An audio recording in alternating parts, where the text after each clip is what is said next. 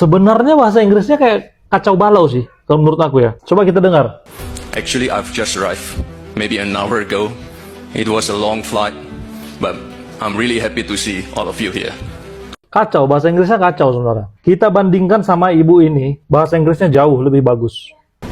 Yes, I think it is time, for us to test our undang-undang, because Jauh, ibu ini jauh lebih keren bahasa Inggrisnya daripada Gibran. We have seen proliferation of fake news, rising tension, and polarization in the society in some parts of the world. Ini apa lagi nih? Gibran wakili Prabowo di forum KTT G20. DPR, jangan cuma hadir, tapi ikut dialog dan bawa pulang hasil konkret. Oh, begitu.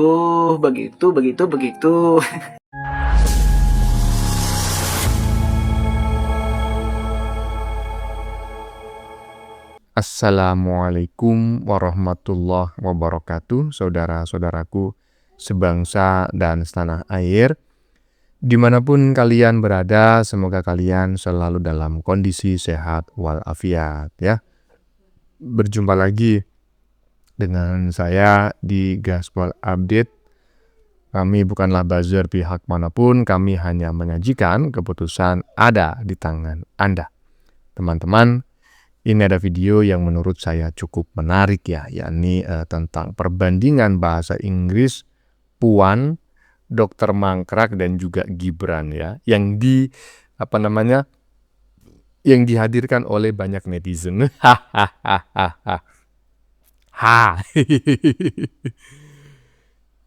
Dan dari video yang akan kita saksikan berikut ini, kita akan mengetahui dengan persis ya, dengan baik bahwa bahasa Inggris Gibran itu sejatinya memang kacau balau ya. Masih kalah jauh lah dengan bahasa Inggris Puan dan juga si Dr. Mangkrak. Gibran mah siapa gitu loh. Karena para anak kebo ya dan juga anak onta itu selalu mengunggul-unggulkan junjungannya ya, dan selalu menghina Pak Jokowi dan Gibran nggak bisa bahasa Inggris. Coba nanti teman-teman nilai sendiri ya, siapa sebetulnya yang lebih jago berbahasa Inggris. Kalau menurut saya sih Puan ya yang lebih jago berbahasa Inggris daripada Gibran. Saya ketawa bukan bermaksud menghina loh ya. Cuma nggak tahan aja mau menahan tawa. Nah, bagaimanakah videonya dan bagaimanakah respon netizen? Mari kita tonton bersama, kemudian mari kita komentari bersama di bagian akhir video. Ini dia. Sebenarnya bahasa Inggrisnya kacau balau sih, kalau menurut aku ya. Mas Gibran semalam udah ke Afrika dan dia menggunakan bahasa Inggris dalam berpidato. Sebenarnya bahasa Inggrisnya kayak kacau balau sih, kalau menurut aku ya. Coba kita dengar. Actually, I've just arrived maybe an hour ago. It was a long flight, but I'm really happy to see all of you here. Kacau, bahasa Inggrisnya kacau sebenarnya. Kita bandingkan sama ibu ini, bahasa Inggrisnya jauh lebih bagus. yes, I think it is time, for us to test our undang-undang, because Jauh, ibu ini jauh lebih keren bahasa Inggrisnya daripada Gibran. Tapi kok bisa Gibran yang jadi wakil presiden dan diutus pula ke G20 di Afrika Selatan? Bahaya ini. Panas, panas, panas, panas, badan ini pusing, pusing, pusing, pusing, kepala ini panas, panas, panas, panas, kepala ini pusing, pusing, pusing. Lihat Mas Gibran kayak gini, panas, panas, panas. Nah, apa saya bilang? Sebenarnya bahasa Inggrisnya Gibran itu kacau. Jadi tolong jangan salah persepsi ya. Ngelihat Gibran menggunakan bahasa Inggris di forum resmi. Kacau sebetulnya itu. Yang paling benar itu adalah bahasa Inggrisnya Dr. Mangkrak. Panas, panas, panas. Our undang-undang. undang-undangan dia semua. Lanjut. Yes, I think it is time, yeah, for us to test our undang-undang, yeah, our undang-undang. Proliferation of fake news, rising Your Excellency, President Ramaphosa, Excellencies, leaders of G20 countries, let me begin by conveying warm greetings from President Prabowo to President Ramaphosa. Also deep appreciation to the government of South Africa for the warm hospitality and excellent arrangement. We commend South Africa's leadership in steering the G20 through a challenging year. This is a historic G20 summit. We have seen proliferation of fake news, rising tension and polarization in the society in some parts of the world. The visit of President Ramaphosa a few weeks ago to Indonesia reflects deep cooperation between the two countries. Both presidents agreed to have visa-free entry. So I think this is good news for all of you. No more visa.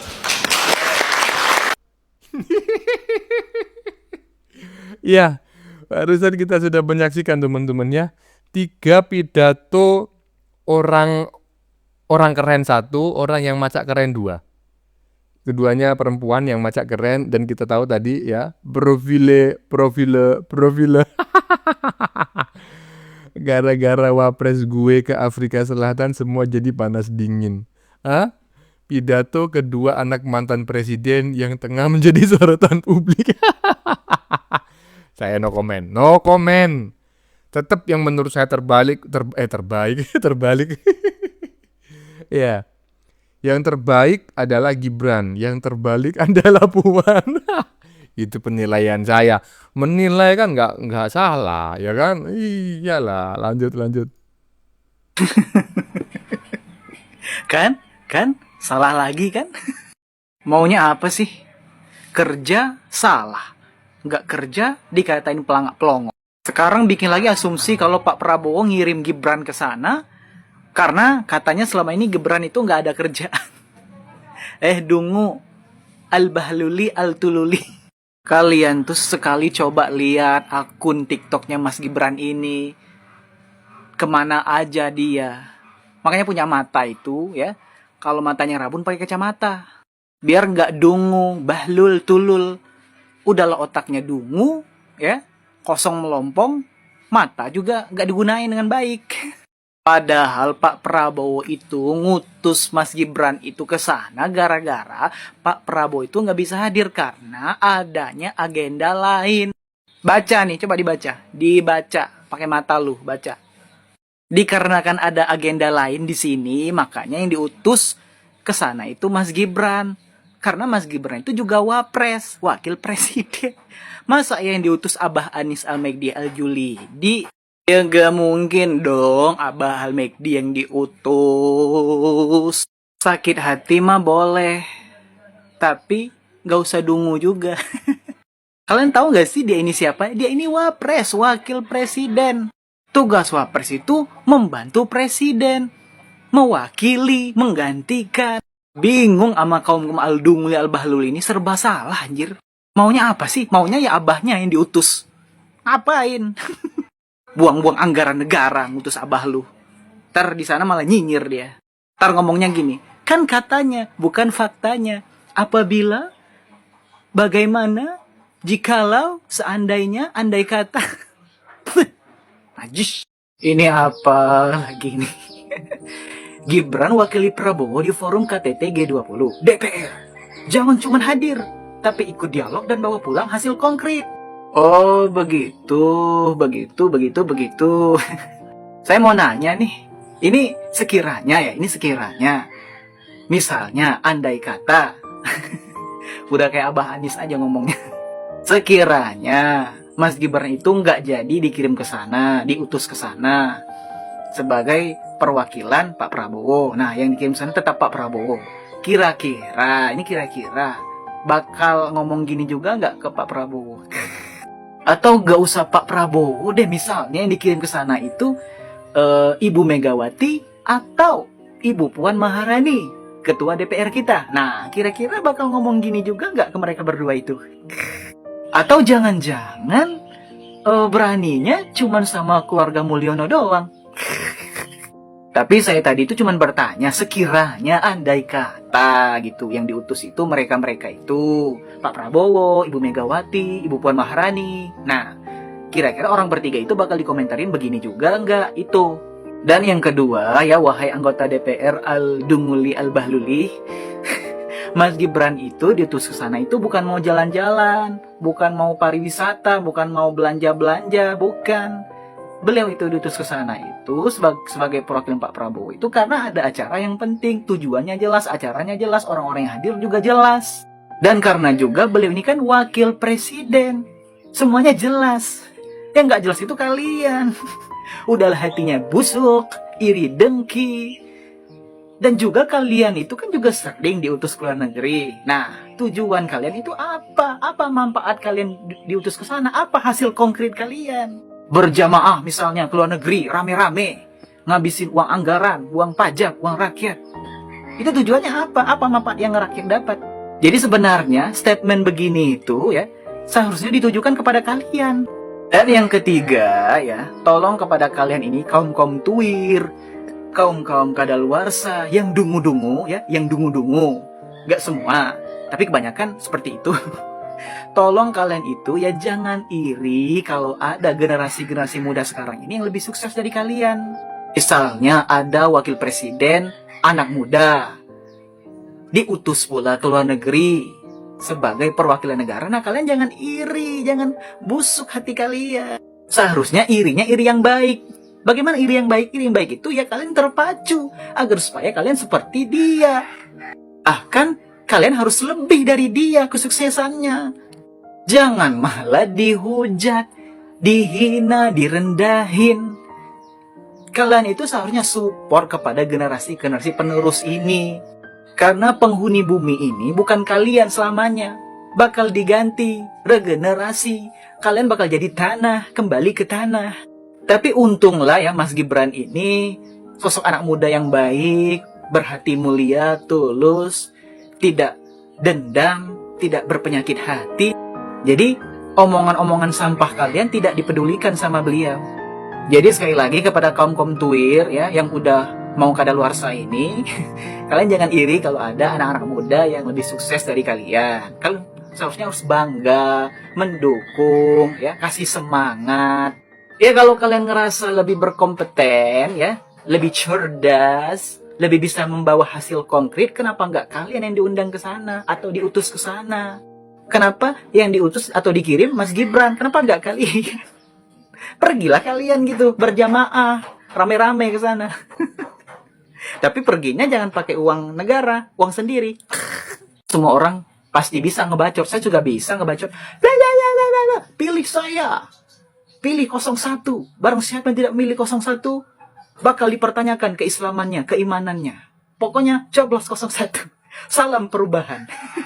Nih, gue kasih contoh orang yang modalnya cuma ngebacot doang. Check it out. Mengapa tersandra? Mengapa tersandra? Mengapa tersandra? Mbak Baby, apa jawabnya? Apa Mbak? Berkasus, bermasalah. Akankah kita mendiamkan orang-orang bermasalah dan berkasus menguasai republik ini? Apakah itu perlu dibiarkan? Enggak. Itulah sebabnya kita mau melakukan perubahan. Waduh, ini apalagi ini orang satu ini ya, prestasi nggak ada, ya kan? Aduh, malah Gibran wakili Prabowo ke forum KTT G20. DPR jangan cuma hadir tapi ikut dialog dan bawa pulang hasil konkret. Lu ngajarin. Lu itu yang saat ini justru menjadi sorotan masyarakat. Kerja lu itu sebagai anggota dewan itu apa? Rancangan undang-undang perampasan aset koruptor sampai sekarang gimana nasibnya? Kok malah ngurusin Gibran? Gibran itu dipilih oleh rakyat. Udah nggak usah ngurusin. Gibran mau ke Afrika, mau ke Israel, itu terserah Gibran. Udah nggak usah ngurusin. Urusin aja tugasmu. Kalau dibandingin kamu sama Gibran ya jauh lah bro. Jauh seperti langit dan bumi. Paham ya? Lanjut. Kapan kita melawan dia? Saya kehabisan kata-kata. Saya sudah kehabisan kata-kata. Apakah betul ada orang sekuat itu?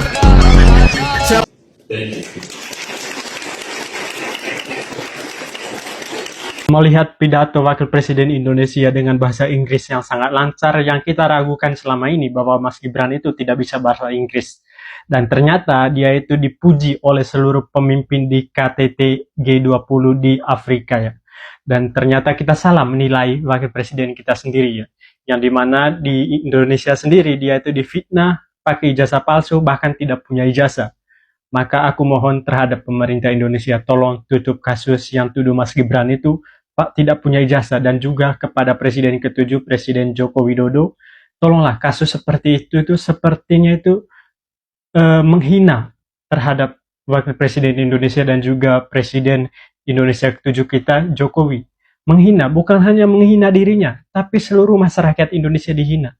Kita itu jadi malu difitnah kayak gini gitu loh. Dia kan seorang pemimpin, masa difitnah kayak gini? Seorang pemimpin yang dipilih oleh masyarakat Indonesia gitu loh. Makanya aku bilang seluruh stasiun TV atau apapun itu yang bahas kasus ini, tolonglah tutup. Jangan dilebar-lebarkan kasus seperti ini gitu. Jangan dibesar-besarkan. Ini menurutku itu kasus tidak jelas. Kasusnya itu hanya merugikan kita sendiri. Aku sebagai masyarakat Indonesia, seorang pemimpin dituduh pakai jasa palsu, sangat malu. Makanya aku mohon terhadap pemerintah kita supaya kedepannya itu semakin bijak terhadap sosial media dan juga stasiun TV manapun itu yang bahas kasus yang tidak masuk akal menurut saya gitu. Makanya aku mohon terhadap Presiden Pak Prabowo, kasus ini harus ditutup, apalagi terhadap Presiden Joko Widodo. Dia sudah memperbaiki bangsa kita lebih baik waktu dia di pemerintahnya itu selama 10 tahun. Gimana tanggapan kalian? Presiden Afrika puji Gibran sangat pintar. Ya iyalah ya. Iya, pintar. Jangan disamakan dengan ketua DPR, apalagi dengan dokter mangkrak terus tadi tuh si Oneng itu. Jauh ya. Apalagi si ikan buntal barusan yang nangis-nangis. Saya sudah kehabisan kata-kata. Yang nyuruh kau menyerang Jokowi siapa? Ada aja koclak. Lanjut. Sederhana tapi rombongan Roy Panci nggak suka. Our commitment to expand collaboration with Africa remains very strong. With collaboration, the emerging economies can shape the future. Nah jadi guys, baru saja Wakil Presiden kita berpidato di panggung G20 yang mana ini ada agenda yang sebenarnya Pak Prabowo tampil di sana, namun kemudian digantikan oleh Mas Wapres, kebanggaan kita karena Pak Prabowo memiliki agenda lain di dalam negeri. Nah ini yang kerennya di sini nih. Di periode Prabowo Gibran ini tidak ada pejabat negara yang AFK, semuanya kepake, kolaborasinya memang gong banget.